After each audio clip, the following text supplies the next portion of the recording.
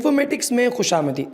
دوستو، عالمی قوانین کے تحت کوئی ملک دوسرے ملک کے فضائی اور سرحدی زمینی علاقوں کی خلاف ورزی نہیں کر سکتا۔ اگر کرے تو وہ جواب دہ ہوگا، اور جس ملک کی خلاف ورزی کی گئی ہے وہ ہر طرح کی کارروائی کرنے کا اختیار رکھتا ہے۔ لیکن امریکہ جو خود کو سپر پاور کہتا ہے اور جس نے پوری دنیا میں اپنے نمائندے بٹھائے ہوئے ہیں، ان کی مدد سے ہر جگہ پر کارروائی کرنے پہنچ جاتا ہے، ان کی طرف سے مختلف ممالک کے اندر نمائندے جو موجود ہیں، جو معاہدے انہوں نے کیے ہوئے ہیں، ان کو کسی بھی وقت وہ وائلیٹ کر کے ان کے سرحدی علاقے کو عبور کرتا ہے اور وہاں جا کر ان کے اندر ایک ایسا بھونچال مچا دیتا ہے جس کی وجہ سے اس علاقے کے لوگ تو انکنوینئنٹ ہوتے ہی ہیں، دنیا کی دیگر جو اقوام ہیں، جو دیگر ممالک ہیں، وہ اس ملک کی سوورینٹی پہ ہنسنا شروع ہو جاتے ہیں۔ اور امریکہ آج نہیں، ہمیشہ سے ایسا کرتا آیا ہے۔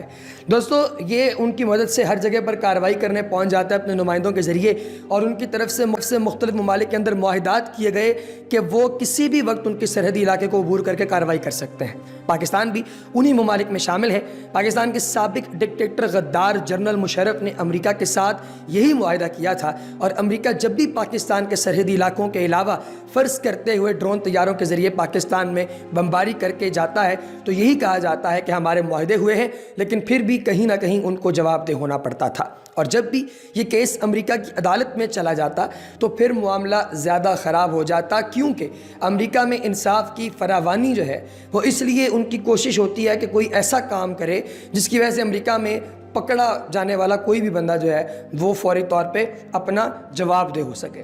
دوستو، امریکہ اپنے میڈیا یا پھر اپنی عدالتوں کا جو جواب دیتا ہے وہ جواب ایسا نہیں جیسے پاکستان کی عدالتوں میں ہوتا ہے۔ ادھر پراپر قانون کی بالادستی ہوتی ہے اور قانون جو ہے وہ پراپر پریویل کرتا ہے۔ لیکن ابھی حال ہی میں ٹرمپ نے ایک خطرناک ترین فیصلہ کیا ہے جس کے بدلے میں پاکستان کی جانب سے بھی پراپر جواب دینے کی ٹھان لی گئی ہے۔ یہ فیصلہ کیا ہے؟ امریکہ پاکستان کے ساتھ کیا کرنے والا ہے، اور پاکستان کے شیر دل وزیر اعظم عمران خان نے جواباً کیا کارروائی کرنے کا اعلان کیا ہے، یہ آج کی اس انفارمیٹیو ویڈیو میں آپ کے ساتھ شیئر کیا جائے گا، اور اسرائیل کے جو تازہ ترین عزائم ہیں ان کے اوپر بھی ایک نگاہ ڈالی جائے گی۔ اس سے پہلے کہ ویڈیو میں آگے بڑھا جائے، آپ سے گزارش ہوگی کہ اگر آپ نے ابھی تک ہمارے چینل دی انفارمیٹکس کو سبسکرائب نہیں کیا تو چینل کو سبسکرائب کیجئے اور بیل آئیکن پر کلک کیجئے تاکہ آپ کو آنے والی انفارمیٹیو ویڈیوز کی اپڈیٹس وقتاً فوقتاً ملتی رہے۔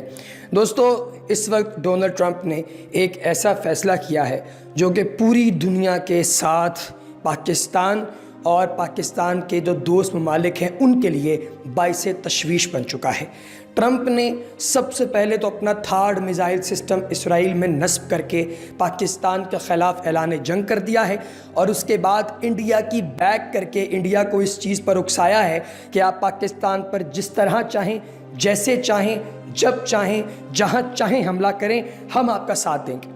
اب یہ فیصلہ کرتے وقت ڈونلڈ ٹرمپ کے دماغ میں وہی جو ہے وہ پاکستان تھا جو کہ وزیر اعظم نواز شریف کے دور میں ہوا کرتا تھا، یا پرویز مشرف کے دور میں، یا بے نظیر کے دور میں، یا زرداری کے دور میں ہوتا تھا۔ یہ نہیں پتا تھا کہ پاکستان کا وزیر اعظم اس وقت ایک پٹھان کا بیٹا ہے جس کو اپنے ملک کی عزت، اپنی سوورینٹی سب سے زیادہ عزیز ہے۔ پاکستان کی آرمی اب وہ آرمی نہیں رہی جو کہ بنگلہ دیش میں جا کے تو اپنے آدھے ملک کو کٹوا دے، بلکہ پاکستان کی آرمی وہ آرمی ہے جس کے ترجمان نے یہ کہا تھا کہ آپ ہمیں سرپرائز نہیں دے سکتے، ہم آپ کو سرپرائز دیں گے، اور یہ سرپرائز پاکستان کی جانب سے جب آئے گا تو اس وقت پھر مودی اور امریکہ دونوں کے لیے ایک ایسا گندا قسم کا انجام بنے گا کہ ان دونوں کی جو ہے وہ پشتیں یاد رکھیں گے۔ ڈونلڈ ٹرمپ نے تھارڈ میزائل سسٹم اسرائیل میں نصب کرنے کے بعد انڈیا کو فری ہینڈ دے دیا کہ آپ پاکستان پر حملہ کریں، تو فوری طور پر عمران خان صاحب کی جانب سے 3:1 کی کیٹیگری اناؤنس کر دی گئی ہے،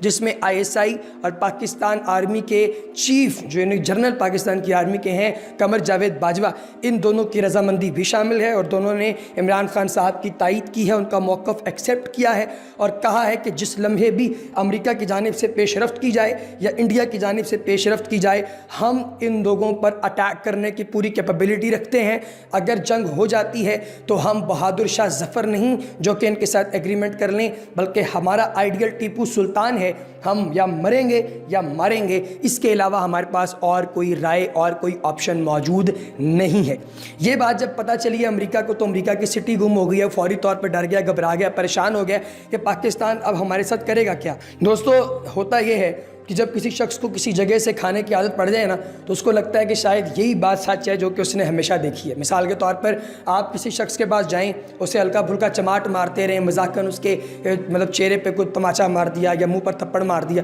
تو وہ آگے سے جواب نہیں دیتا، تو آپ کو لگتا ہے کہ شاید یہی آپ کا فیوچر ہے، آپ فیوچر میں بھی کبھی اس طرح کی حرکت کریں گے، اس طرح کی چیزیں کریں گے، یہ ساری چیزیں وائلیٹ کریں گے تو بندہ آپ کو کچھ نہیں کہے گا۔ لیکن آپ غلطی پر ہوتے ہیں، آپ غلط ہوتے ہیں۔ اس کی وجہ یہ ہے کہ اگلا بندہ کس وقت آپ پر کون سا بیک اٹیک کر دے، یو نیور نو، آپ کو کبھی نہیں پتہ ہوتا۔ لہٰذا آپ اپنی ہوپس کو اتنا اگر بلند کر لیتے ہیں یا آپ اپنے آپ کو اتنا گھٹیا یا اتنا غلیظ کر دیتے ہیں کہ آپ اس کے اوپر کبھی بھی اٹیک کریں، تو آپ بیسیکلی اپنی سوورینٹی جو ہے اس کو چیلنج کر رہے ہوتے ہیں، آپ اس کو جو ہے کمپرومائز کر رہے ہوتے ہیں۔ امریکہ نے یہی حرکت اس سے پہلے بھی کی تھی۔ امریکہ نے ترکی کے اندر انویژن کرنے کی کوشش کی اپنے نمائندوں کے ذریعے، ترکی نے پورا ریفلیکس بیک کیا اور امریکہ کی داغ بیٹھ گئی۔ انہوں نے انڈیا کو پاکستان پر مسلط کرنے کی جو ہے وہ پلاننگ کی، پاکستان نے ان کو سرپرائز دے کے ان کو بتا دیا کہ اگر آپ ایسے کریں کہ تو دیکھیں پھر آگے ہمارے پاس یہ 10 طیارے انڈیا نے اپنے خود ہی تباہ کروا دیے ہیں، اور ان کو اتنی عقل موت ابھی تک نہیں آئی کہ ہم پاکستان پر حملہ اگر کر رہے ہیں تو ہم کس سوچ کے ساتھ، کس نیت کے ساتھ کر رہے ہیں۔ کیا ہم پاکستان پر حملہ کرنے کی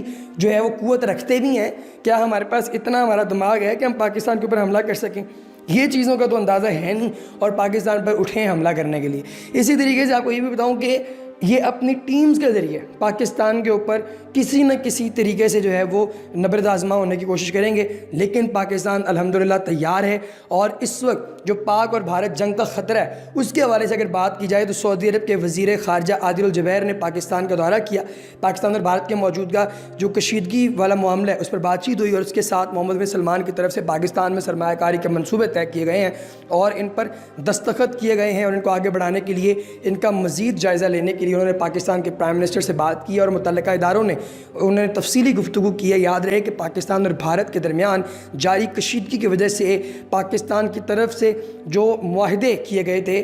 سعودیہ کے ساتھ، ان معاہدوں میں بھارت نے ہر جگہ پر کوشش کیا کہ پاکستان کو وہ جو ہے وہ شکست دے، لیکن پاکستان کا بھارت کو تجارتی محاذ پر شکست دینے کا فیصلہ بھی سامنے آ چکا ہے۔ بھارت کو اس فضائی، سمندری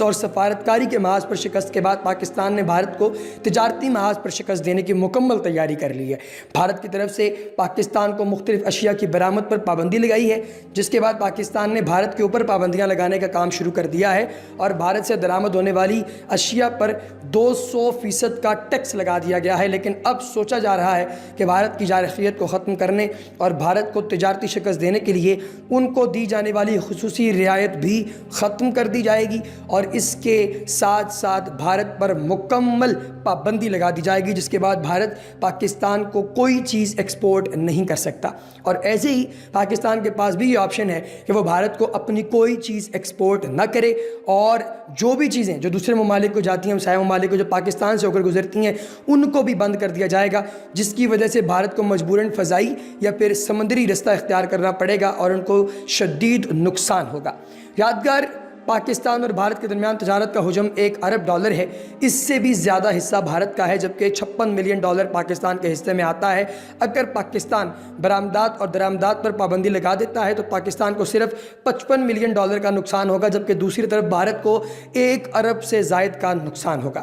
دوستو، ایک اور بات بھی آپ لوگوں کے ساتھ یہاں پہ مزیدار والی کراتے ہیں کہ راجستھان میں یہ جو تباہ ہونے والا جنگی طیارہ ہے، اس سے پرندہ نہیں ٹکرایا۔ پاکستان کے خلاف ایڈونچر کھیلنے والی بھارتی آرمی کو مختلف محاذوں پر شکست کا سامنا ہوا ہے، اور ان کی فضائیہ نے پاکستان کی سرحدوں کی خلاف ورزی کرتے ہوئے جب سرحد کو بھول کیا تو پاکستان کے طیاروں نے ان کو مار گرایا، جس کے بعد عالمی میڈیا پر اس بات کا چرچا ہوا کہ بھارت کے پاس اس وقت جتنے بھی طیارے ہیں اور اس طرح کے دوسرے ہتھیار ہیں وہ انتہائی ناکارہ ہیں، اور موجودہ دور میں ان طیاروں کے آلات کے ساتھ جنگ لڑنا بھارت کے بس کی بات نہیں ہے۔ یاد رہے، اس دوران بھارت کے 3 سے زیادہ طیارے گر کر تباہ ہو چکے ہیں جو کہ پاکستان کو نشانہ بنانا چاہتے تھے، اور ایسے ہی ایک ہیلی کاپٹر کے بارے میں یہ اطلاع ملی ہے تو وہ بھی تباہ ہوا ہے۔ لیکن گزشتہ دنوں ان کو شدید شرمندگی کا سامنا ہوا کہ جب بھارتی لڑاکا طیارہ MiG-21 راجستھان میں گر کر تباہ ہوا۔ میڈیا رپورٹ کے مطابق یہ طیارہ ایک پرندے سے ٹکرانے کی وجہ سے گر کر تباہ ہوا، لیکن بھارتی فضائیہ کی طرف سے یہ رپورٹ جاری کی گئی ہے کہ فنی خرابی کی وجہ سے یہ طیارہ تباہ ہوا ہے،